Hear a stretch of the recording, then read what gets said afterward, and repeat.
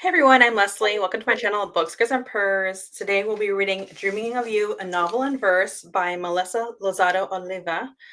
She's a child of Guatemalan and Colombian immigrants and co-hosts the podcast Say More. This is considered literary fiction. It's about only 178 pages, and the synopsis is Dreaming of You is an absurd, heartfelt examination of celebrity worship. A young Latinx poet grappling with loneliness and heartache decides one day to bring Tejano pop star Selena Quintanilla back to life. The seance kicks off an uncanny trip narrated by a Greek chorus of gossiping spirits as she journeys through a dead celebrity prom, encounters her shadow self, and performs karaoke in hell. This is meant to fulfill the prompt Louis' heartbreak conjured as waking dream for our readathon 8 books on Louis de Pointe-du-Lac's bookshelf. Please give a very warm welcome to my guest that really does not need an introduction, Ashley from My Sweet Perspective. Hey, hey, Leslie. Hey, Hey. everyone. So grateful and happy to be here. Thanks for having me. Yeah, thank you. I can't believe I'm so lucky to have you on and to read this absolutely unhinged book. Oh my goodness. I was like, what does Leslie have me reading? I was like, this is just witchcraft and wizardry. I'm like, this lady is unhinged. Clearly. I mean, and I get it. It's a book of prose, and I think she's wanting to express certain sentiments through this connection with Salinas, but leave Salinas out of this. Leave her family out of this. And let's not dig up Yolanda either. Like, let's leave all of them where they are, sis. Well, I was going to ask for your non-spoiler thoughts, but I think that was it. Or is there anything else you want to add, like non-spoilery, before we continue? Yeah, I really hated it, and I really wanted to love it. Um, it felt very pretentious to me, and when I'm thinking, especially of like women of color, especially in this space of art, and art should be an expression of who you are. I felt like it was overindulgent. And I felt like it was kind of disrespectful. Like, if I'm being honest, like some of the things said, I was like, BFFR, like, what are you doing here? I'm like, was the intent to ruffle feathers, or was the intent to communicate something that she's felt about herself or her lived experiences? Like, I can get behind that, but leave Salinas out of this. Leave her out of this. All right, before I continue, I'm just going to put the little spoiler ticker up there and say hello to the chat really quick. Hey TP, hey Critical Thinker, hey Darfelina, nice to see you here. Our magical rhythm means they are always here. Yep. All right. So we're going to be getting into it. For at least for my thoughts, there's some of it that I really did like. Um, since I'm a fan of Anne Rice, I do love unhinged writing. I want something I want someone to say something so wild that I would never think of to say or imagine. Even if I end up not liking it or liking it, I still want that experience of being taken away to something somewhere else, something else. There's like another book this kind of reminds me of that actually I felt like it was almost too much and I didn't know how to talk about it. But again, those are like the kind of books I like. I want something an author to like just throw something so wild at me. So there's plenty of that. Um, but there's other things that I didn't really like about it. Um, and so we'll kind of go from there. Okay. So, in part one, in karaoke interlude, Hana sings The Calling because finally she's in love. All right, so picture yourself head over heels in love at a karaoke bar. What song are you singing? Oh my goodness. I'm either gonna sing from Dreamgirls, You're Gonna Love Me, right? From like Effie's gonna sing that, Ooh. or I want to sing because I'm thinking karaoke, right? What is the song? And I'm a musical lexicon. Like, Ashley, you've got a song in there. I might sing probably if I'm in love, maybe it'll be like something Roberta Flack. And I'm not even going to give a title, but we'll go something Roberta Flack, or I could sing Anita Baker. Like, I don't know. There's so many good love songs, but it's got to be 80s. It's got to be R&B. It's Yeah. got to elicit some sort of emotion where I can kind of scream and holler. What about Yes. you? What are you doing karaoke? Now you're thinking about all these other choices.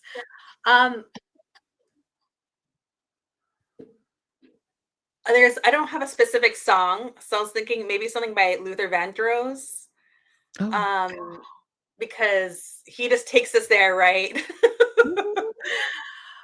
Or last night I was listening to Casey Musgrave, so I really like "Oh What a World," but I'm actually choosing that song because I don't have a singing voice. So if I'm going to do karaoke, I have to do something where I could kind of pull it off and not make a complete ass of myself. So that's it's like more of a practical choice. But then she does kind of have these kind of like almost beautiful, like dreamlike singing quality that I really like about her. I like her voice, actually. I do. She did a lot of covers initially, right? Yeah. Of different songs. I think I enjoy her. I enjoy her voice. I don't think I've really heard any of her original music though. I'll have to go into my Apple Music and investigate. All right, I'll say it really quick. Hey Greta, getting some coffee, I see. Hey Ashley. All right.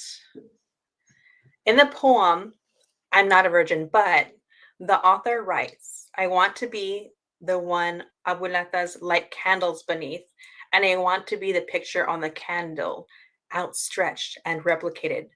What do you think the author is trying to say? What's going on with the character? So here's the thing. I struggled a lot with understanding where she is, because you do have these kind of deeper moments where you feel like, oh, she wants to be loved and she wants to be worshiped and she wants to be reverenced, right? Because that's what I would originally get from something like that. Like, I want to be the one that they light the candles for, and I want to be on the candles. Like, I want to be a representation of, I don't know if it's the Madonna, whatever. We know, like, a lot of times in culture, faith holds a very special place. And so I can see that, like, I want to be reverenced. I want to be worshiped. I want to be honored, right? In this way. But then on the other side of that, when you're going through this, it's like, no, I just want to F you. I just want to scream and holler. I want to rub one out really quick. Like, so I struggled with who she was. Like, and I get that there can be intersectionality there, but I was like, girl, who are you? And maybe that's what this is about, discovering who she is, child. But I didn't know. I was like, girl, what is it? What is it? But yes, in my normal mind, if I'm reading that, listening to that, I'm like, oh, she wants to be spread out. She wants to be revered. I think she wants to be taken. Like, I think she wants it to be transcendent. Like, I think she wants to be honored in that way. But I just, like I said, when I see that right next to a line where she's talking about, yeah, I wanted him to do X, Y, and Z to me. I wanted, my nether regions to be whatever. I'm just like, girl, I don't know. I definitely feel like there's so much like chaos within the feeling lost, but instead of doing that like internal work, she's taking it out like externally on something else. She's like taking it, projecting it all onto someone she's never known, and like glorified in a way, because she's not really in control of everything else. And it's almost like digging into like an intrusive thought so deep Mhm. and that it's like boundless. And that's kind of like where she goes with it in a way. Trying to remember, I kind of went off on a tangent. Yeah, so I definitely feel like she's looking for external validation, and like she's conflating that with love. Mhm. And it's like she can't even tell. For some reason, Which she one thinks is that's like it? the same. Yeah. Yeah.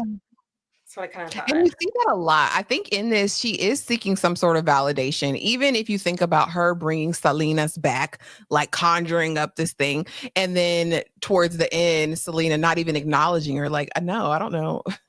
I don't know who she is. Like, it's like this desire for closeness. And I think by proximity, you also get to find out maybe more of who you are, or maybe even put on a pedestal. And it's like, even in this fever dream of a mess, I'm still not acknowledged. I'm still not validated. I'm still in some way seeking like to discover who I am, which is kind of sad to me. Like Yeah. it's really kind of torturous and sad when you think about it in that light. But I definitely agree. I think our protagonist is always searching. Like I think Hmm. every action she took, it's like I'm searching for this other part of me because maybe the me on my own isn't enough. Like, Yes. Yes. That's yeah, you're hitting it. I'm gonna answer Darflina real quick. Are the 8 books on Louis' bookshelf a list you came up with, BGB? Yes. So I have a readathon. It's going on for 2 years. So 2 months and then a 1 month break and then 2 months. And each 2 months is one character. So right now I'm doing Louis. The next one's going to be Daniel and then Armand and then Claudia for the year. And then next year is going to be like a whole other, like Lestat and a couple other characters. If you look at my post section, I think that's community posts. Instead of you having to watch a video, I do have it. And there are prompts so people could read along and pick a book of their choice. They don't have to read the exact same book I'm reading.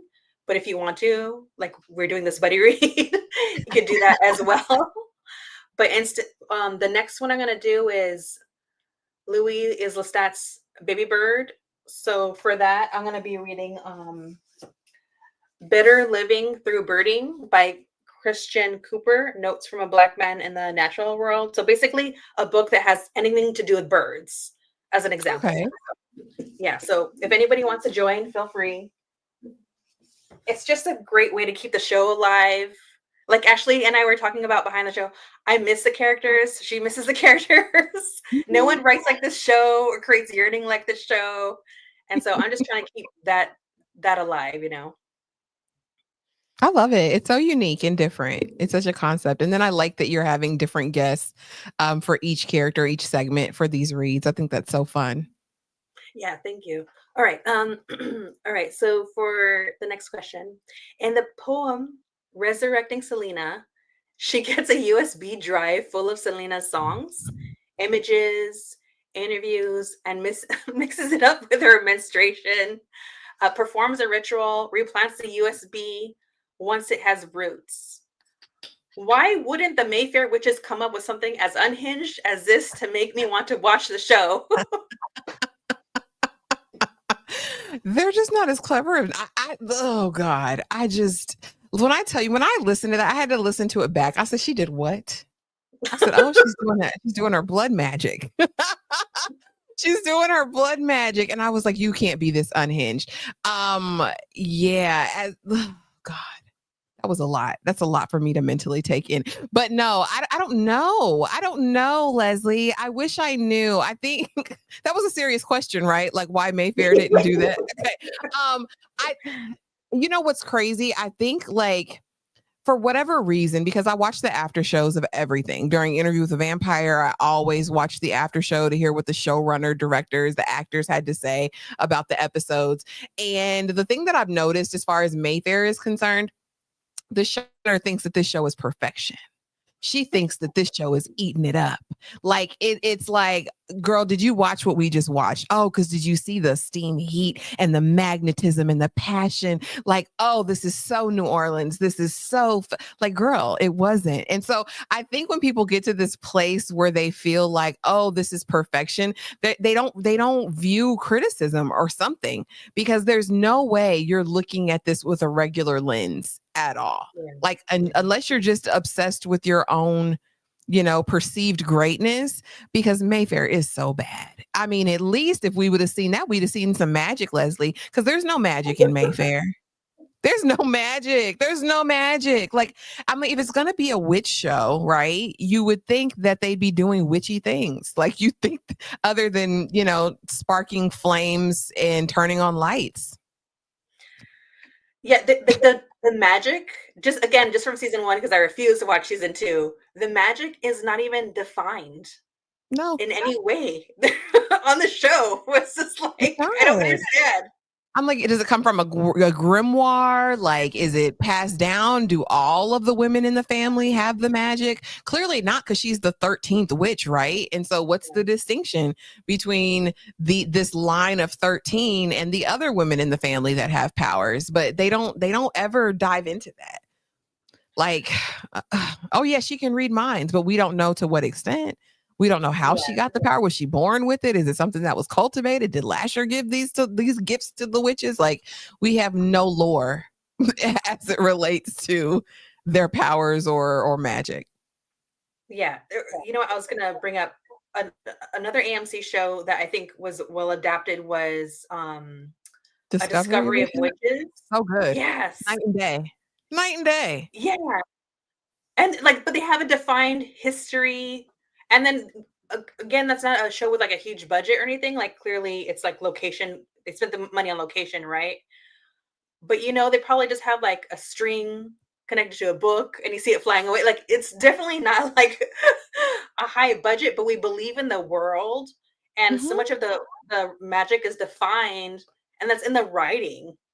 And so it's acted so well. It's executed so well. And I haven't even finished it yet, but I think I watched the first season and I was like, oh, this is good, because we have a place to land. Like, oh, I don't know what's going on with me. Let me go here and talk to these people. Oh, they know who I am first. And then we have steam heat, honey, because that man, that man over there, you can teach me everything that I need to know, sir. I'm going over there with and I was just thinking that the other day. So it's funny you bring up Discovery of Witches. I'm like, this is how you do it. Like, and like you said, it's probably not even half the budget that they have for this foolishness. And it's just so good. First season's really good. Yeah. And it's not like, I'm going to bring it up because I have to go there. I'm going off on a tangent. It's not like the show is set in New Orleans and then decides to have a basement. That's not possible if you did any research. Just maybe it's because they're witches. Hey, we can do the supernatural, the unexpected, because we have powers. I don't know, girl. I don't know where they came up with that. But like, when us as the audience have to fill in the blanks because we're desperately trying to believe in the world, that's a problem. That's dangerous every single time. Tyra always say it, like, stop helping them write the script. Don't write the script for them. No, it's like, we need to like literally just watch it with what they've presented to us and make our, judgments from there. But they can do better. They can do better. They can do better. Right. I just wanted a chance to drag Mayfair. I'm here for it. We hate watch every Monday night, guys. And I appreciate you for it, because I'm not doing that. I'm not watching that show. I was like, let me just hear what the ladies have to say, because I can't do it. I can't. I hold out hope every Sunday. I'm like, oh gosh, is it going to be better? It's going to be better this week. It's going to be better. It's going to be better. And beyond the derailing, what did you think about that particular scene in the book? I'm disgusted easily. And I'm like, girl, like, oh God.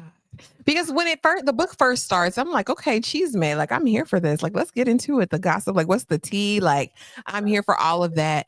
And then when she goes, it got really dark for me, because I'm like, girl, what are you doing? Like, and not for nothing, but we know that there are a lot of things, culturally, and depending on what your set of beliefs are, that people practice. A lot of stuff is a practice, a spiritual, sacred practice for some. And it always, I don't know. I always have a war, like an internal battle and struggle with people putting certain aspects of it in their art because some people do things as a part of their practice that are like this with these same type of elements. And so it always just like, ooh, that's kind of creeping down a place that I don't think everyone should be privy to, in my mind. I think, and sometimes it's irresponsible, again, to place real practices. And people may not know that that's a thing that people do, but it is something that some people do as a part of their practice. And so it just always is like, girl, and that was immediately the question. I said, where are we going with this? Where are we going with this? But I think, I don't know. And a lot of people do create art to get a reaction from people and to, cause, like, get a response. And I felt like a lot of this was shock. like shock and awe, like shock value. But it could just be her personality. I don't know. She seems like a lively person in real life. That's cute of you to say. Critical thinker. She probably cast Lasher, and we all disagree. Agreed, critical. I haven't checked out Wicked City. Yeah, me either. I'll write that down. I'm not. What is that? Wicked. I think it's on like All Black, like that network. I think it's like a Black witch show. I think I've heard Oh, like little things about it, but I haven't watched it either yet, but I'll have to check it out. yeah, write that down. Thank you, critical thinker. All right.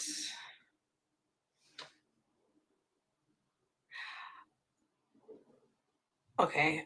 So in part two, me marcho hoy. Now that Selena is resurrected, Melissa's clothes fit better on Selena. She quickly gets her career on track, and Melissa is clearly jealous of the person she resurrected. What did she think was going to happen? What did Melissa want from the resurrection?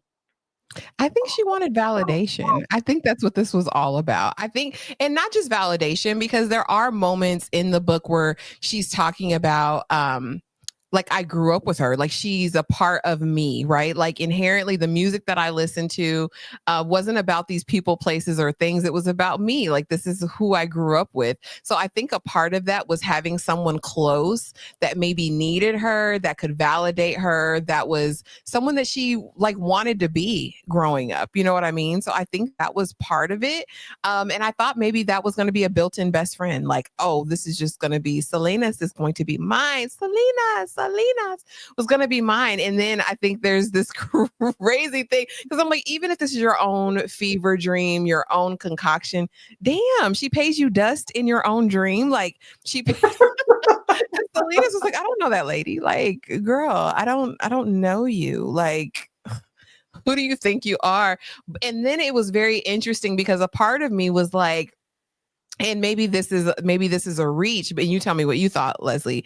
But like, even when we later bring Yolanda into this, and I'm like, is she trying to make like a comparison of like what that jealousy would look like? Like, is this how it turned into a situation? Because we know that eventually, if you not the revised ending, but the original ending, it's the similar fate, right? Was this the justification of Yolanda's like, I don't know. And that part rubbed me the wrong way too, if I can be honest with you, Leslie. But I don't know what she expected. She's delusional, clearly, throughout the entire book. So other than I thought that she thought she was gonna have a built-in bestie in Selena's. Yeah, I did start to see kind of like that parallel of villainy and like wanting to possess another person in a way. But again, I still don't like at first at the beginning of the book, I felt like the author laid the groundwork um for a character that is like uh conflating like validation with love. But by the time we get here, I felt like I don't think she knows what she wants. Mhm. Like it's beyond it's beyond that. And do you think So it took a mind that's of a its good own one. eventually? Do you think it went off the rails sooner than she thought it would with it? I think maybe I actually generally think this is what the author wants, that it's intentional because I feel like maybe she's trying to comment on like toxic fandom maybe Mm, and okay. worshiping people that you don't really know No. and Mhm. how like in a person's life for whatever reason we could suddenly if we don't for instance if we don't want to deal with whatever's going on it might be easier to just kind of like project or escape from our own circumstances and put that on somebody else, like to project whatever that is. But it's not real, right? Yeah. It's never gonna work out the way you want it to because you're letting yourself get stuck in a fantasy except instead of accepting like reality, Mhm. I think. But then Yeah. it's kind of confusing because the author is writing herself in the Mhm. narrative, right? So it's like this meta experience. And I don't know if she's saying will I have to include myself in this narrative or else I'm kind of like, I don't know, maybe I'm not taking responsibility for myself doing the same thing in writing the book? I don't know. I Anyway. and I wish I could have felt that, but like at moments, like I said, it felt very self-indulgent. Like it felt like it became less about, and I don't think it ever was about Selena's. I think, like you said, I think that was like an archetype or like this idea of something. Like I don't think it just had to be Selena's, right? It could have been Taylor Swift for some people. It could be anybody famous that you grew up, because later she'll talk about Michael Jackson and Prince and all that. I think it could have been representative of anyone. I just feel like, I don't know. I think her immersing so much of herself in the narrative to me took away from, I think, what the story could have been. But I mean, I'm here for self-examination. And if that's what it was, I can go with that and be like, okay, maybe that is a part of her looking and examining herself, after a situation. Of course, nothing like this. But maybe this was like, okay, an inward look in how maybe I've behaved, or how I've sought validation, or how I've presented in the world in relationship to X, Y, or Z. Or maybe she's felt slighted or less than or not enough, in situations. So I guess so. I don't know. And it could be me. Like I said, are me the drama, Leslie? There were so many things that turned me off. I may have not given the rest of the book a chance, because I was just like, this is disrespectful. Like, girl, leave these people alone. Like, and leave her daddy out of it. Like, you've got daddy Yeah. calling, like, you resurrected my daughter after, leave her there. I'm like, girl, stop it. Um, in the poem, Who's That Girl? The author writes, one morning I look up from washing my face, and it's like my face is scrolling upward, like someone else's thumb is pushing it there. I try to hold it down. What do you think the author meant by that? I didn't know. I was like, is this like a metamorphosis? Is it a change, or is she being consumed by the thing that she created? Like, is it altering her? Right. And then when Yeah. we later are introduced to this you, I was like, okay, is this like the external embodiment of a part of her? Like you said earlier, like her shadow self when you were reading the thing, because that's what I was wondering as she's talking about this you, and then the changes in her own face and all of that. And so I do think that that was like a contortion or a change of maybe how she presents or shows up in the Mhm. world. But like I said, this is deep, y'all. This deep, so I just watch my shows. But that's what I got from it. I I couldn't I like that was like a legitimate question because I wasn't really sure when I was reading that. And I felt like I'm like, oh, is it kind of like you're scrolling up on a cell phone? Like a timeline. Yeah. I don't even have an answer myself. It's like I'm not sure. I just got there and I was like, I'm not this is beyond me.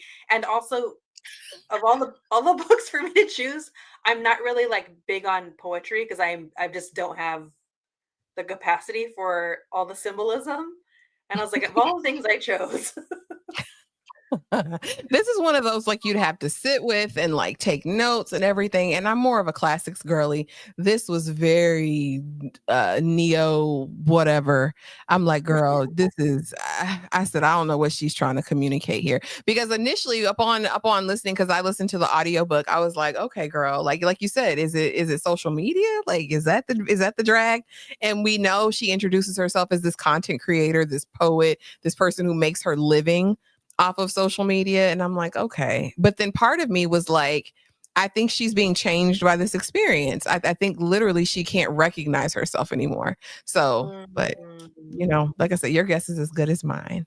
Yeah, maybe it's like all the external, um, yeah, all that external, maybe social media and losing herself in it. Yeah, I like what you're going with that. I'm gonna say hello in the comments really quick. Margaret dropping in to say hello. And back to the gym. Thank you for stopping by. Is she trying to redeem Yolanda? I have no idea. I don't To think me, she was. so. To me, she was by the end, Oh, really? Leslie. it was almost like she was trying to make it seem like this is the reason why. Because Mm, I'm here too. You know what I mean? So this wasn't isolated to just a Yolanda. Everyone could be a Yolanda. And I'm like, mm, no, everyone couldn't be a Yolanda. Like it was, I don't know. That was another part that irked my nerves because why are we bringing Yolanda into this? You know what I mean? And it's like the same scene in the hotel room, but now it's you're her. So is that, I don't know, is that excusing it? Is that making it seem like, oh, anybody could have been Yolanda in this moment? Anybody would be susceptible to this type of obsession and then, potentially unaliving someone? I don't know. She went there. I mean, for yeah. whatever purpose. No, I'm glad you're bringing that up. Thank you, Critical Thinker. Esty Houston, thank you for being here, Shannon. I always forget to ask your last name. Lurking while you're working. Sounds good. That's what I do. She is to me. I think that's oh my gosh. I'm glad you're both saying that because I wasn't gonna catch that. Um, you kind of touched upon this, but I was gonna kind of bring it up. Um, so there's so many like pop culture references, like Hamilton, Eminem, the 1998 movie Armageddon. Do you think these pop culture references were effective?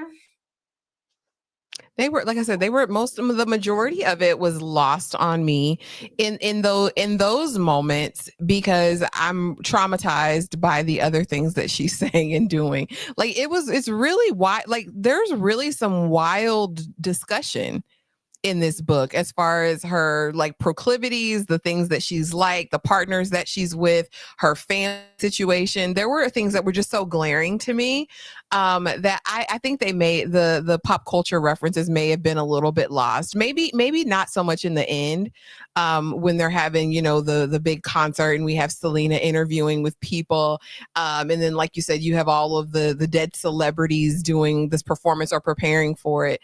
But yeah, I don't know. And I think maybe that was a way to connect her readers with the material. Because I do think she needed something to try to endear herself to readers because this is it's a very shocking piece of work. It's very Oh, unhinged. It's very shocking. unhinged is the only word I could think of the entire time I was reading it. I was like, what does Leslie have me reading? I was like, oh my God. I I felt like I didn't necessarily find it like the sprinkling in effective of specifically those choices because it didn't really I didn't think it was like lending to the thesis of what she's even trying to say. Mhm. So I kind of felt like she just needed to boil it down. If so much of this stuff is going to be about like you talking about obsession of one particular artist, kind of like sometimes it seemed like a ramble almost. Mhm. It was almost like a stream of consciousness is what it Mhm. felt like going through this whole thing. I'm like, this is just one long stream of consciousness that she's having, like a fever dream. Like, girl, what is going on? And what I would have wished, I wish we would have leaned more into the cultural aspect of it. I would have wanted to know. And she makes slight reference to, being born a brown girl in this space. And Selena talks about, having dolls that look like you and doing all of that. I would have been more interested in the family dynamic. We got a piece of it, but I would have wanted to lean into why she was the way that she was, like how she got to the point that she was. Like, so I don't want to say confused, maybe more lost is the Yeah. word I want to say about who she was, what she wanted, how she showed up in the world. Was she good enough? Even with her accomplishments, am I good enough? I would have wanted to lean more into that than like the shock of it all. Cause a lot of it felt, I don't want to say it felt put on, but it felt like, girl, what is all Yeah. this for? You know? Yeah. Yeah. Yeah. Also, actually, because you brought this up, and I was gonna make it a question, and then I didn't, but I'm gonna go there. What you said about the dolls and representation, I was I was confused by that. Um, just in case for the audience. So Selena gets a doll. She talks about how uh representation is important. I got that, but then with like in the next like sentence, they're like, it's this is where you're gonna buy it, and it's 24.99. So I couldn't tell if this is really about like an authentic conversation about representation, or if she's trying to, or if she's having more of a conversation about how that's used for capitalism. I can see that. I can see both. And the answer could be both are true, right? I think that both could be valid, but maybe it was a shot at consumerism and capitalism, like you said, and why are we profiteering off of the idea of representation, like because it sells, because it's profitable, because it's seen us. And I think both can be true. I think both can be true because representation is important, but I don't know. The Selena that's projected in the interviews isn't the are is chopped and screwed, right? It's this Yeah, version of Selena that she's created in her mind based on sound clips, interviews, songs. You know what I mean? That she's compiled, and every time we meet Selena, she's regurgitating any combination of these things, I'm sure.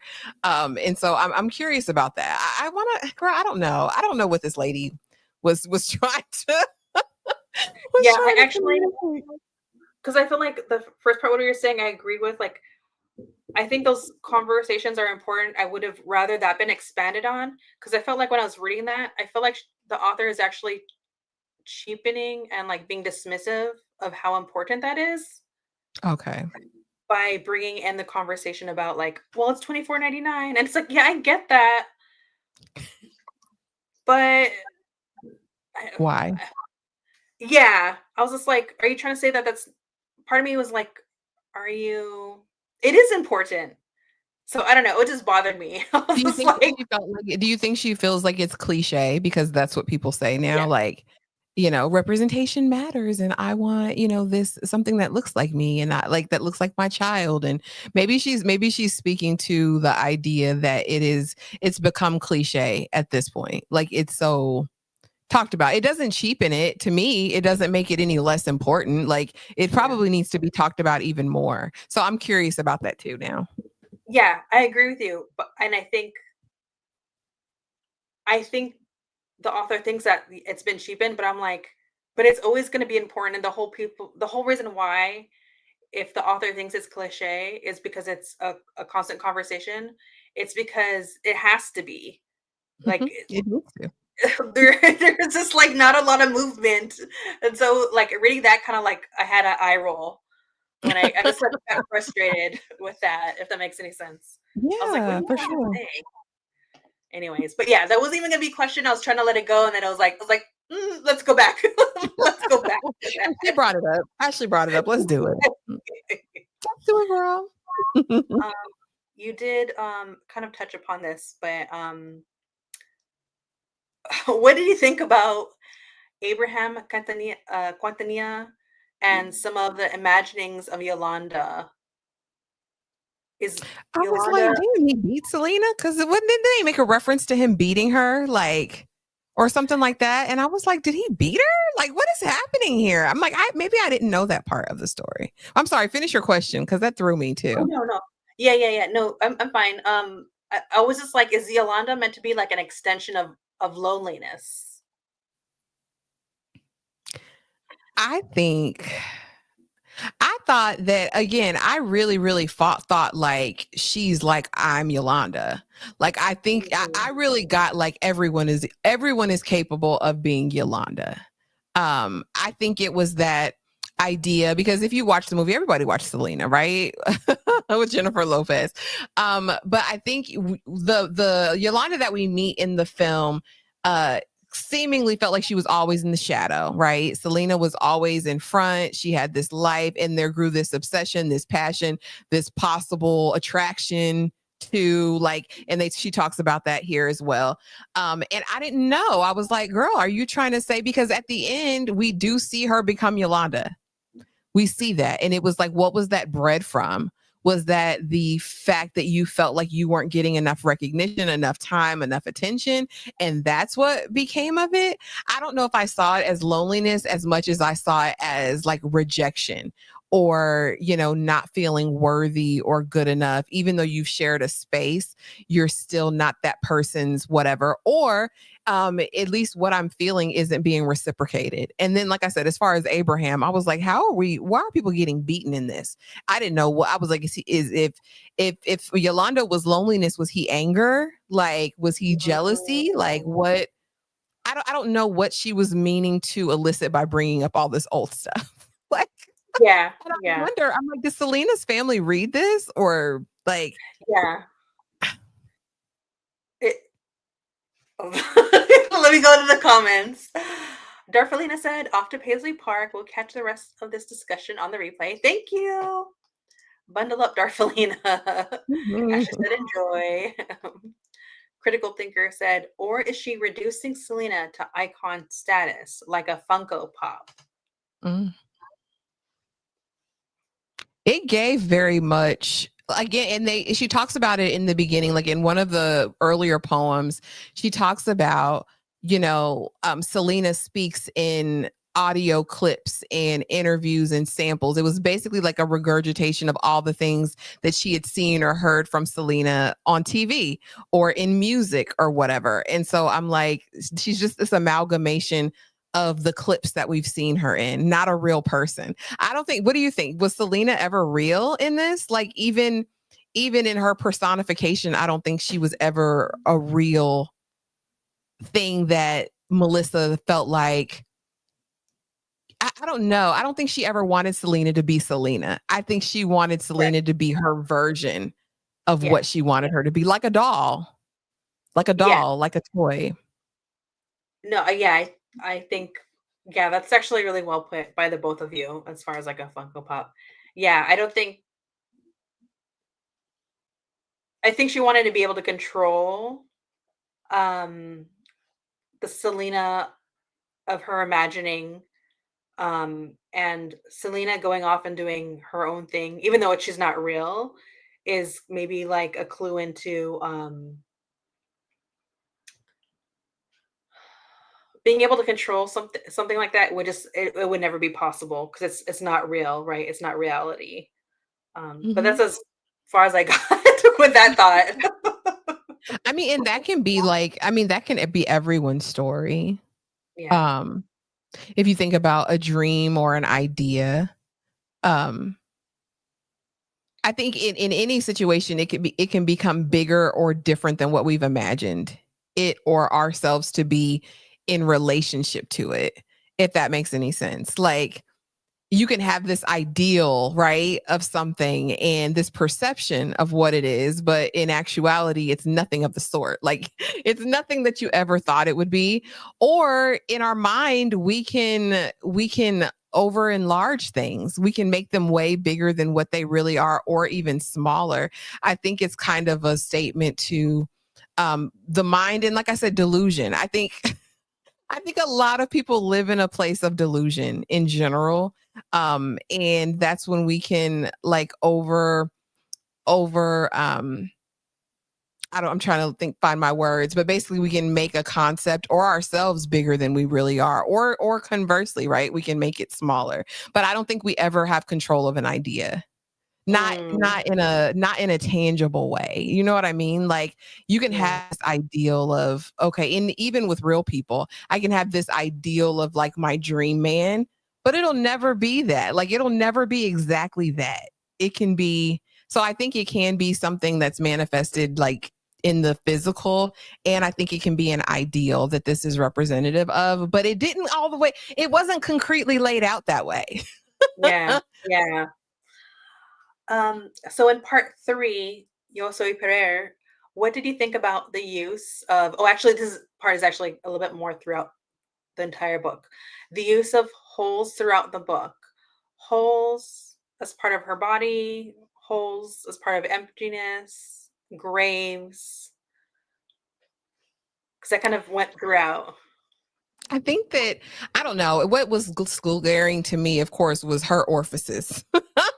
her holes Yes. in terms of her body. I don't know. And I think to liken that to a grave or like an emptiness is really telling, because a lot of it, I don't say a lot, but there's a portion of it that's very hypersexualized.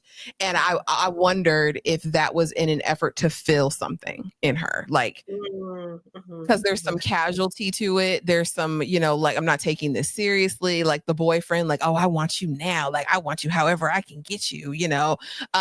This kind of like insatiable desire to be filled or satisfied. I can definitely see maybe she was making a statement to maybe some of the emptiness that she's felt. And maybe in those moments, she did receive some sort of satisfaction or filling, but there's never longevity in the book. She's never sustained. Um, Yeah. none of the emptiness, I don't feel like even by the end is filled. Like at the end, I still feel like she's seeking. Like I don't feel resolution. Mhm. Yeah, there's a point when becomes oh, okay, so Melissa goes into a bar, and Selena becomes more real than Melissa herself, and Melissa begins to disappear. What did you think about that?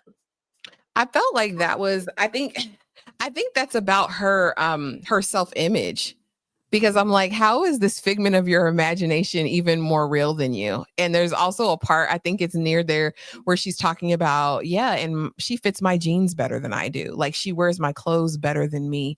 It's like, I just think that idea of comparison is never good. Like I think you always Yeah. will lose yourself in comparison. You'll never feel good enough and you'll feel invisible ultimately. Like it's consuming me so much. Like I'm so obsessed with how much better they're doing it than I could that I don't even see myself anymore.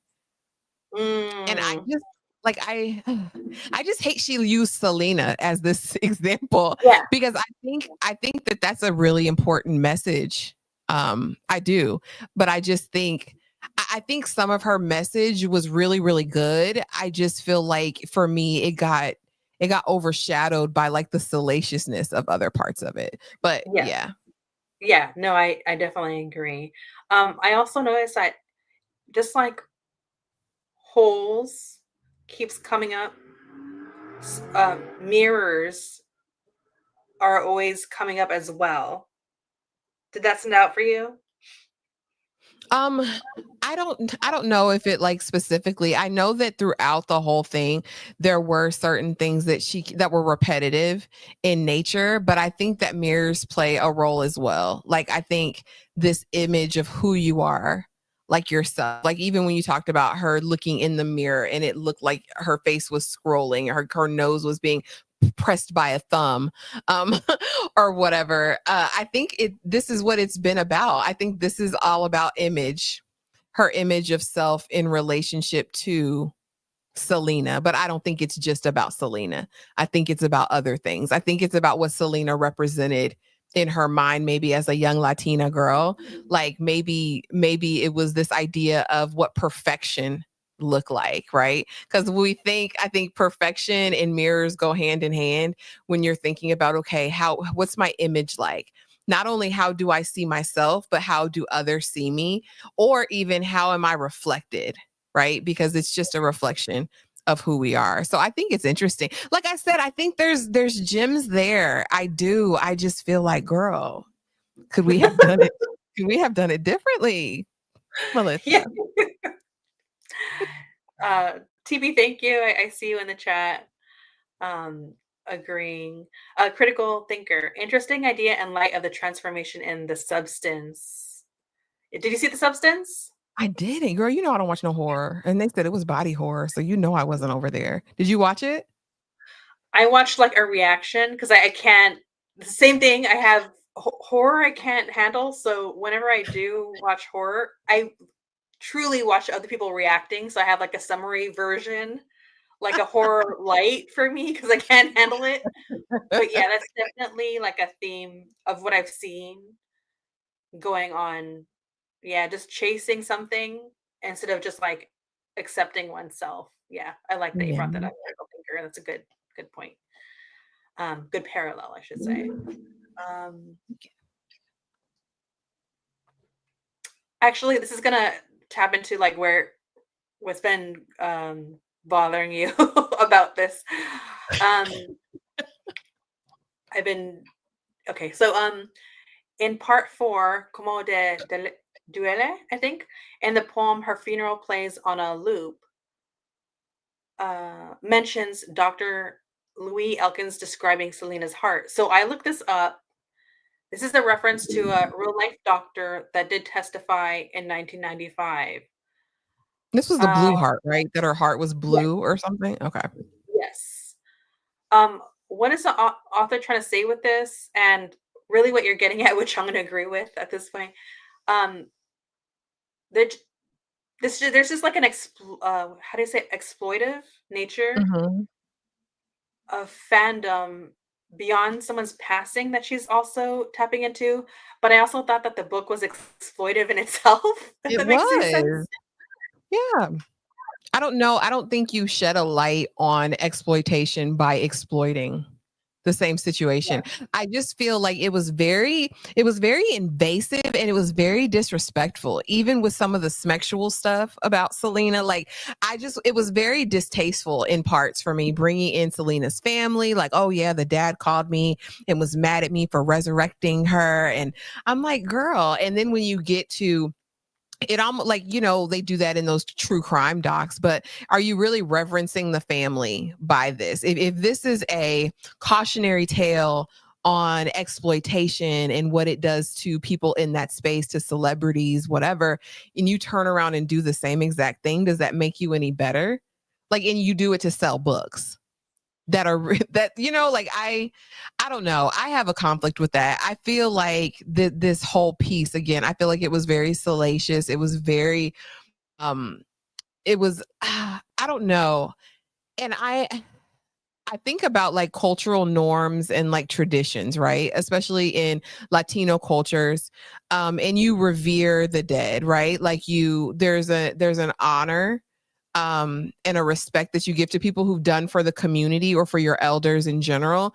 And I just feel like to lessen or cheapen Selena's memory to some of these moments in this piece were very disrespectful to the family, to her, to, like, I don't know. But yeah, I agree. I think going into that great detail, and you said it was true, because I didn't know if she made that up Yeah. or if that was part of the actual.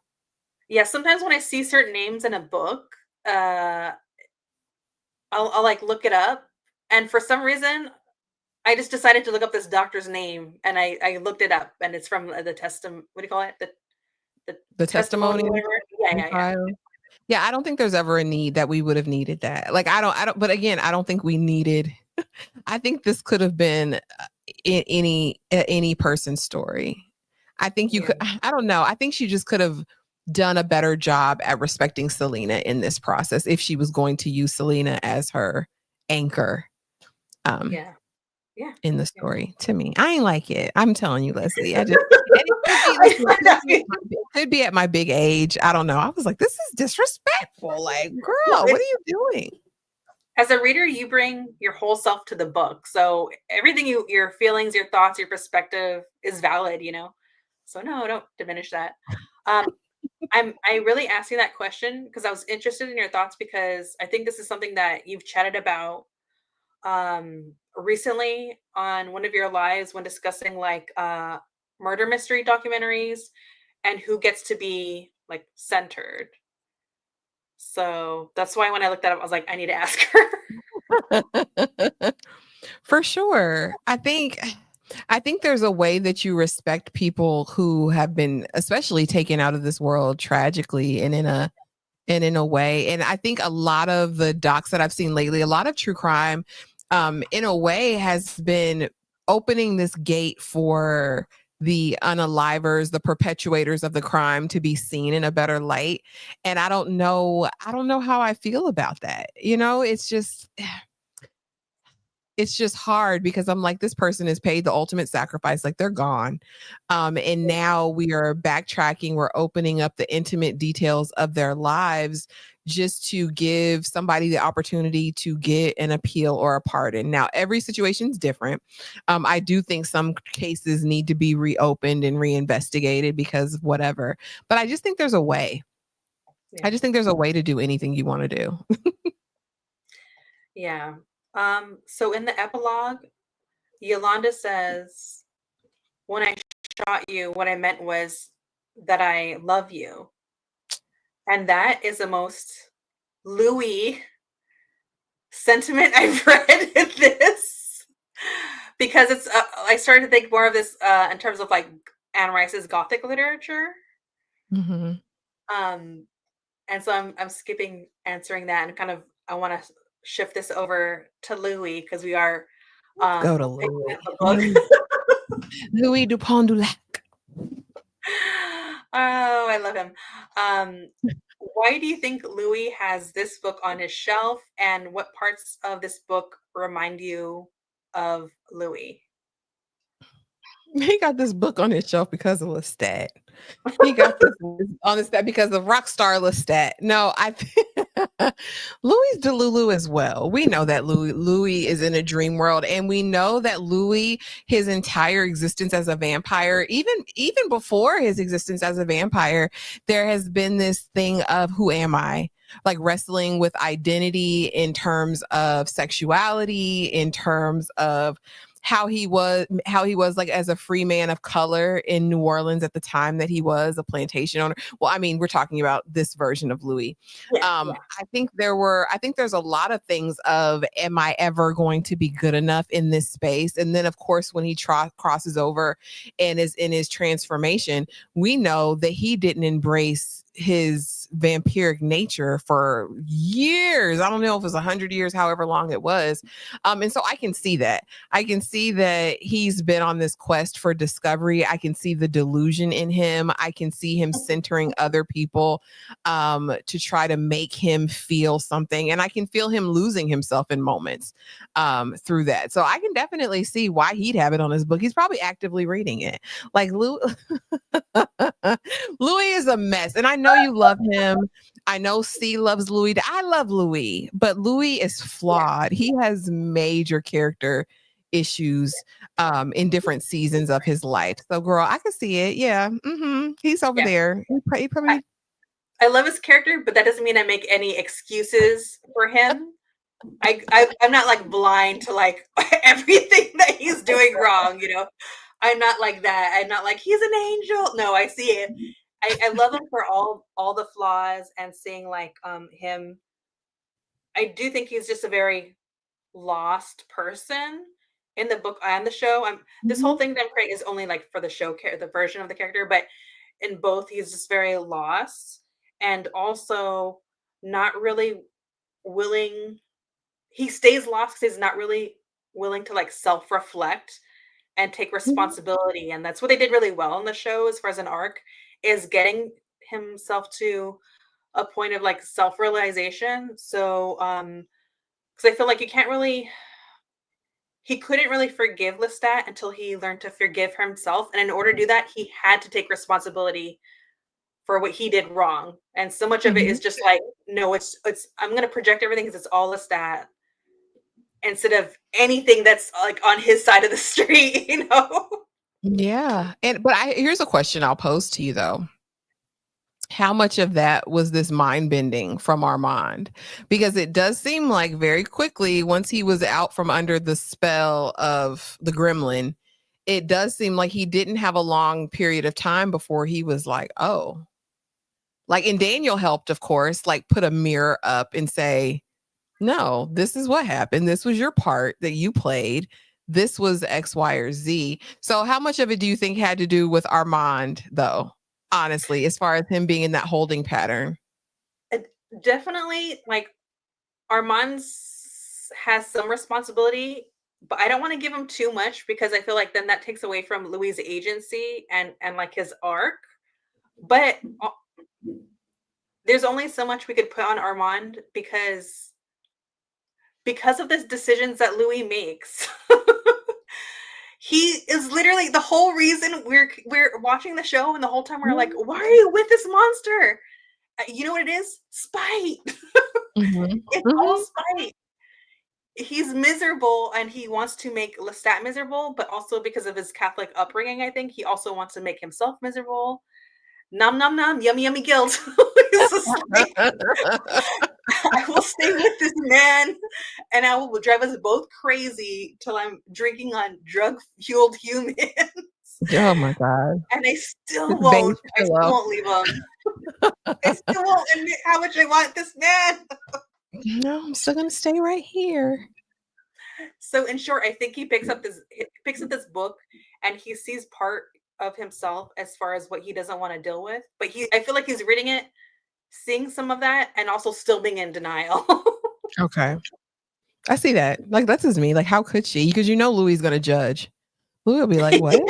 Like, you did that? Like, ugh." And Dream Tonight will be like right next to him, like, Yeah. yeah, honey. You know who you are. Come on, Louis. You know it.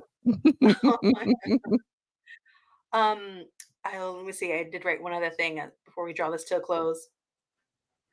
Um, okay, in the intro, this is just like to kind of put a fine point to it.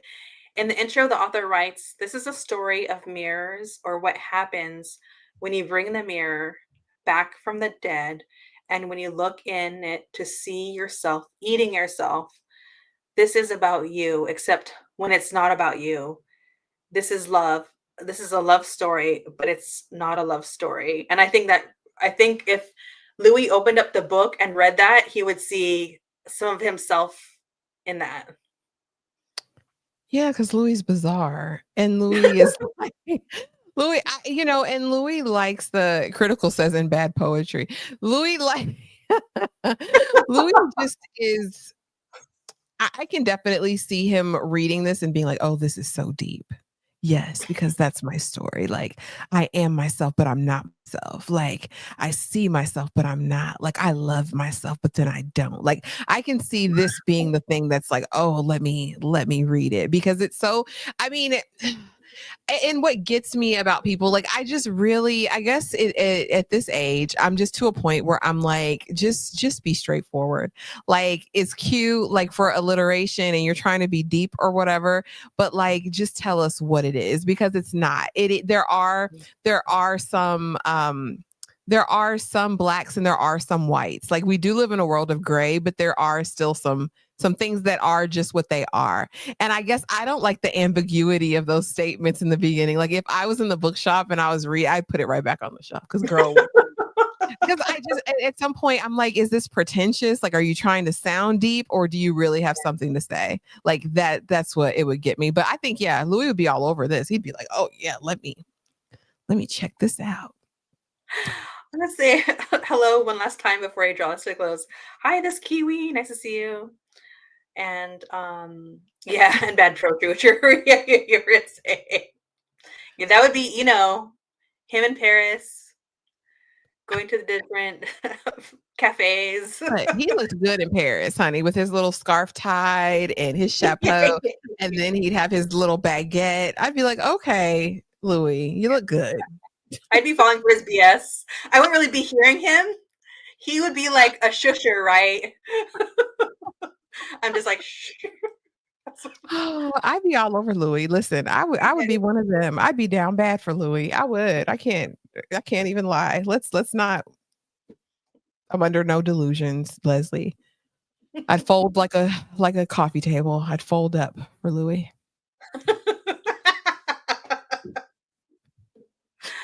Oh my God. Before we close this out, I'm gonna share something really quick. Um,